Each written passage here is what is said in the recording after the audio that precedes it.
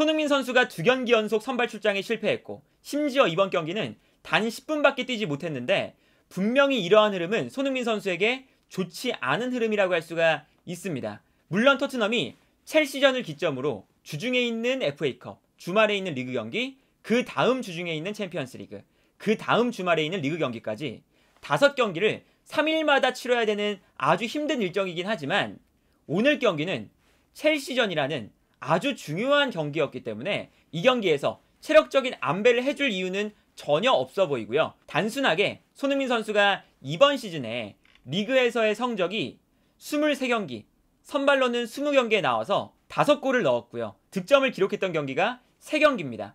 이제 그러다 보니까 손흥민 선수가 분명히 좋지 않은 시즌을 보내고 있기 때문에 최근 2경기를 벤치로 내렸다 라고 봐야 될 것 같고요. 그리고 이게 히샬리송이라는 선수를 활용을 해야 되기도 하거든요. 그러니까 히샬리송이 어쨌든 900억이라는 큰 금액을 주고 토트넘이 영입을 했는데 히샬리송이 최근 2경기 선발을 나오기 전까지는 선발로 나온 경기가 5경기밖에 되지 않았고 풀타임을 소화한 경기가 단 1경기밖에 없었습니다.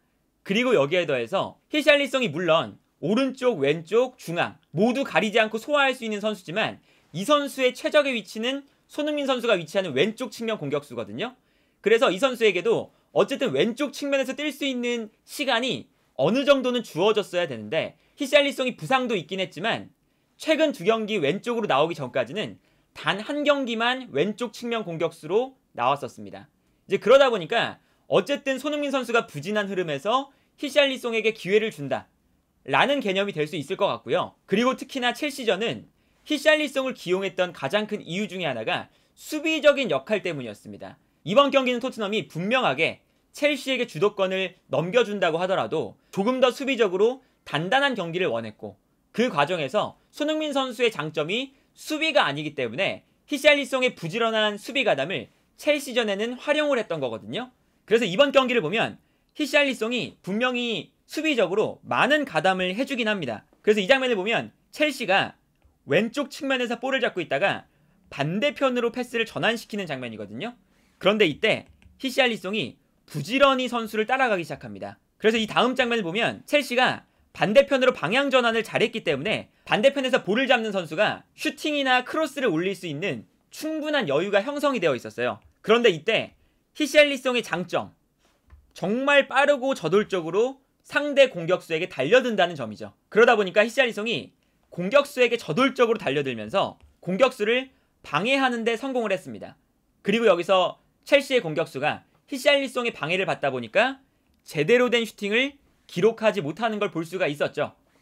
그래서 이러한 모습을 보면 분명히 첼시전에서 히샬리송을 기용한 이유는 수비적인 측면도 분명히 있다고 보여져요. 물론 손흥민 선수가 수비수가 아니기 때문에 수비적인 역할이 부족하다고 해서 선발로 나오지 않는 것이 말이 되느냐 라고 할 수도 있겠지만 보통 공격수가 수비적인 측면이 약간 부족할 때 이 선수가 선발로 기용되는 이유는 수비적인 부담을 줄여주는 대신 공격 포인트를 기록해 주기 때문에 이 선수를 쓰는 거거든요.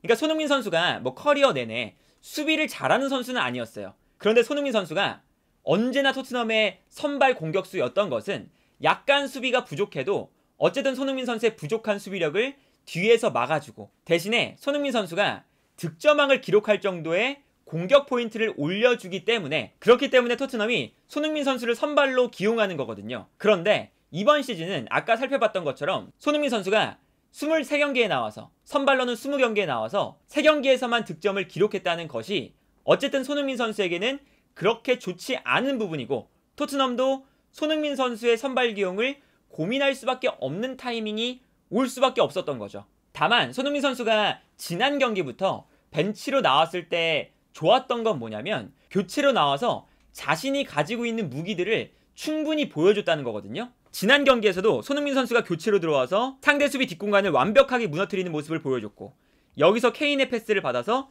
득점을 기록하는 모습을 보여줬죠. 그리고 이번 경기에서도 손흥민 선수가 없을 때 토트넘이 코너킥 키커가 없었거든요. 그런데 손흥민 선수가 나와서 날카로운 코너킥으로 다이어에게 크로스를 정확하게 올려줬고 여기서 다이어가 머리에 맞추면서 케인의 득점이 나오는 모습을 보여줬습니다. 그렇기 때문에 손흥민 선수가 물론 이번 시즌 좋지 않은 흐름이기 때문에 최근 경기들에서 제외가 되고 있는 거긴 하지만 자신이 가지고 있는 강점을 보여준다는 것이 다시금 선발 자리를 꿰찰 수 있는 가능성을 보여준다는 거거든요. 그리고 그게 손흥민 선수가 교체로 나왔을 때 손흥민 선수 스스로에게도 가장 중요한 포인트겠죠. 그리고 여기서 중요한 건 손흥민 선수가 선발로 2경기를 안 나왔다고 해서 손흥민 선수가 이제부터 벤치 자원이다, 이렇게 분류를 할 수는 없고요. 손흥민 선수의 선발 가능성이 과거에는 100%였다면 현재는 선발 가능성이 80%, 90% 정도로 약간 내려온 상태다 라고 볼 수가 있을 것 같습니다. 이게 위험한 정도는 아니고요, 당연히. 그리고 히샬리송도 선발로 나왔을 때 공격적으로 분명히 좋지 않은 모습을 보여주고 있거든요.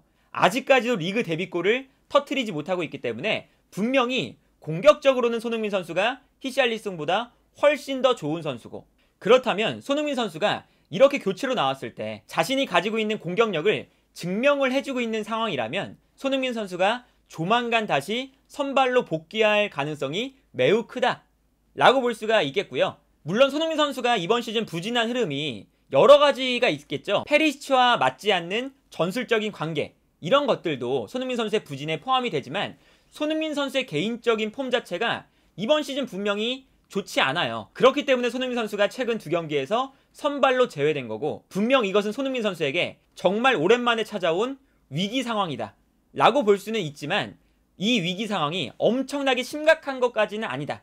그리고 손흥민 선수가 교체로 나올 때마다 좋은 모습을 보여주고 있기 때문에, 그리고 스텔리니 코치가 인터뷰하는 것처럼 손흥민 선수의 컨디션이 역시나 100%가 아니기 때문에 교체로 출전시키면서 손흥민 선수의 컨디션을 관리하다가 선발로 다시 기용하려는 토트넘의 의도도 포함이 되어 있다. 손흥민 선수의 벤치 출전은 좋은 상황은 아니지만 어쨌든 심각한 상황은 아니다 라고 정리할 수 있지 않을까 하고요. 손흥민 선수가 이 위기를 극복하기 위해서는 또다시 역시 프로의 무대이기 때문에 손흥민 선수가 자신의 능력을 증명을 해줘야 된다, 이렇게 정리를 할 수 있지 않을까 합니다.